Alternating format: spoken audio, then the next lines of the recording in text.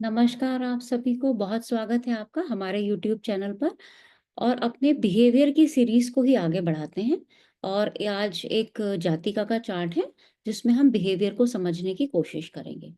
देखिए, सबसे पहले किसी का भी बिहेवियर जानना बहुत ज़रूरी है। अगर हम उसके स्वभाव को नहीं जानेंगे तो हम उसका प्रेडिक्शन नहीं कर पाएँगे। ठीक है, आप बता सकते हो नौकरी कब लगेगी, लेकिन कई बार क्या होता है ना, क्लाइंट हमसे अपनी पूरी बातें नहीं बताते हैं और बताते भी नहीं हैं, कोई भी नहीं बताएगा। जैसे आप घर में जानते हैं, एक-दूसरे से हम कुछ ना कुछ बातें आप जानते हो जनरली, बहुत से लोग ऐसे होते हैं जो खुल के नहीं बताते। तो क्लाइंट पे हम कैसे भरोसा करें? तो अगर हमें उसका बिहेवियर पता होगा, हमें पता है वो नौकरी की बात पूछने आया है, हमें दशाएँ, हमें गोचर से हमने बता दिया कि ये महीने, ये 10 दिन में आपका जॉब लग जाएगा। लेकिन क्या क्लाइंट की वो अप्रोच है? क्या उसको उस तरह की जॉब चाहिए? हो सकता है कि वो ना करे उस तरह की जॉब। तो इसलिए बिहेवियर बहुत ज़्यादा इम्पोर्टेंट हो जाता है। तो एक ये सीरीज़ मैंने चलाई है जिसमें मैं बिहेवियर का प्रेडिक्शंस करना आपको सिखा रही हूँ। और उम्मीद है कि पसंद आएगा। आपके सामने जो चार्ट है, ये एक फीमेल का चार्ट है। एक बार इसकी डेट ऑफ बर्थ नोट कर लीजिए कि स्क्रीन पे काफ़ी चार्ट खुले हुए हैं। तो 29 सितंबर 1986 रात के 8:45 यानी 8:45 पीएम, मेरठ, यूपी। ये देखिए चार्ट आपके सामने है। दशा के अकॉर्डिंग बिहेवियर चेंज होता है, वो बाद में पढ़ेंगे, लेकिन बेसिक नेचर जो होगा, वो बेसिक नेचर ही होगा। उसके ऊपर एडिशन हो सकता है दशाओं से और गोचर से भी एडिशन होता है, ठीक है? तो पहले हम यहाँ चार्ट को देखते हैं। लग्न में आप देख पा रहे हो कि वृष राशि है ना? टॉरस साइन लग्न में आया और जो इनकी चंद्र राशि है वो कर्क। सबसे पहले तो देखते ही समझ में आ गया कि व्यवहार में थोड़ी सौम्यता तो होगी, यानी स्त्रियोचित व्यवहार होगा ही होगा। देखने में बड़े सफिस्टिकेटेड से हो सकते हैं, गुड लुकिंग हो सकते हैं, केयरिंग हो सकते हैं, है ना? इनका एटीट्यूड इस तरीके का होगा। दोनों ही राशियां, अगर मैं बोलूं तो इवन साइन है, यानी दोनों ही सम राशियां हैं। तो ऐसे लोग ना खुल के अपने आप को एक्सप्रेस नहीं कर पाते। कोशिश ज़रूर करते हैं। कोशिश क्यों करते हैं? मैंने क्यों कहा कि कोशिश करते हैं? क्योंकि चंद्रमा तीसरे भाव में है। आपके पराक्रम में आपका मन आ गया है, तो वहाँ से कोशिश तो ज़रूर होगी, लेकिन एक्सप्रेस नहीं कर पाएँगे। क्यों नहीं कर पाएँगे? क्योंकि दोनों राशियों को अगर हम देखें, तो एक राशि जो लग्न में है, वो भी पृथ्वी तत्व की राशि है, स्थिर राशि है और इवन साइन भी है। तो पृथ्वी तत्व क्या होता है? पृथ्वी अपने अंदर सब चीज़ों को समा लेती है। तो वो अपने आप को एक्सप्रेस नहीं कर पाती है। चंद्रमा क्या है? तीसरे भाव में। तीसरा भाव काल पुरुष में बुध की तीसरे भाव में काल पुरुष में बुध की राशि होती है, यानी मिथुन राशि होती है। वायु तत्व राशि में चंद्रमा, यहाँ पे वायु तत्व राशि नहीं है, थोड़ा-सा यहाँ पे आपको समझना पड़ेगा। काल पुरुष को भूलना ही नहीं है, वो बेसिक है हमारा। उसको भूल गए तो प्रेडिक्शन 0 हो जाएँगे फिर एकदम से।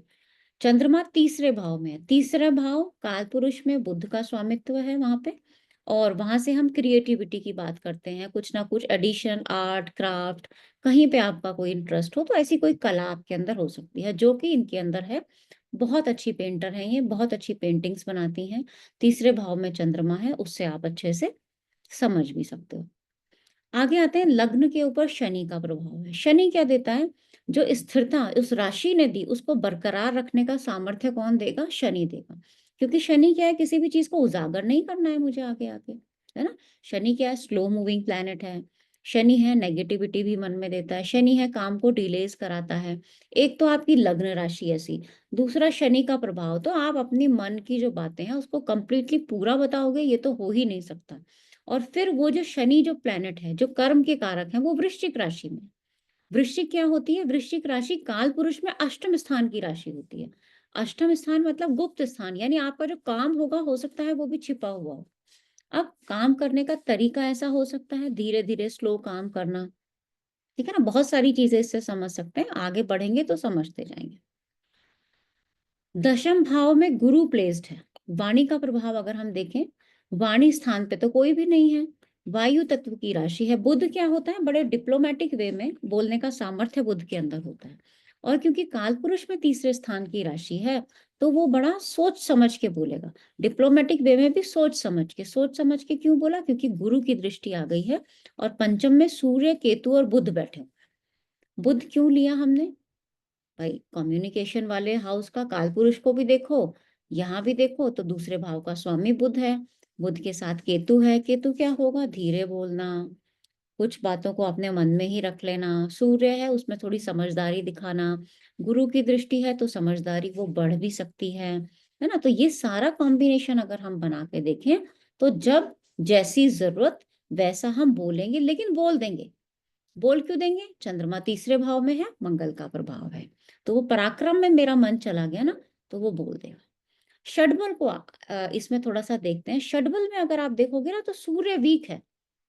अब सूर्य वीक है, क्या होगा? सूर्य वीक होने से ना हमें कुछ चीजें समझनी होंगी।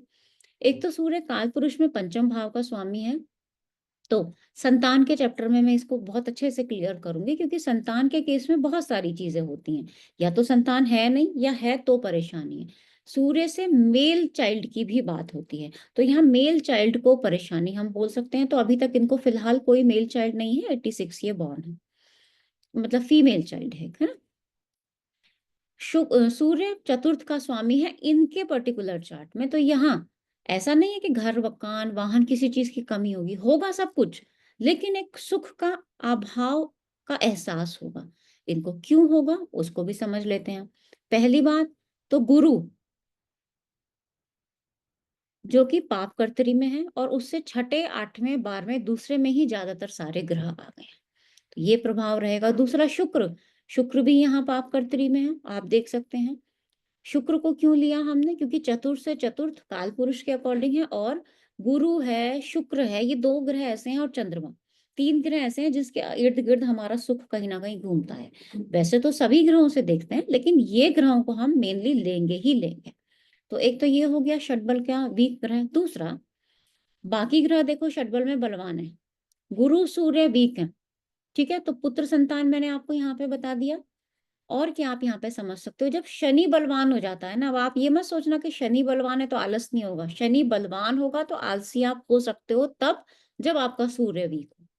लेकिन दिखोगे नहीं कि आप आलसी हो। दिखोगे क्यों नहीं? क्योंकि चंद्रमा तीसरे भाव में है। मन कहाँ है? पराक्रम में।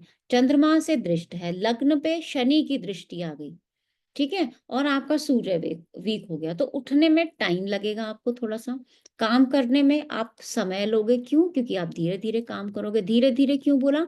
वृश्चिक राशि के अंतर्गत है। वृश्चिक राशि वाला डीप एनालिसिस करके कोई भी काम करता है।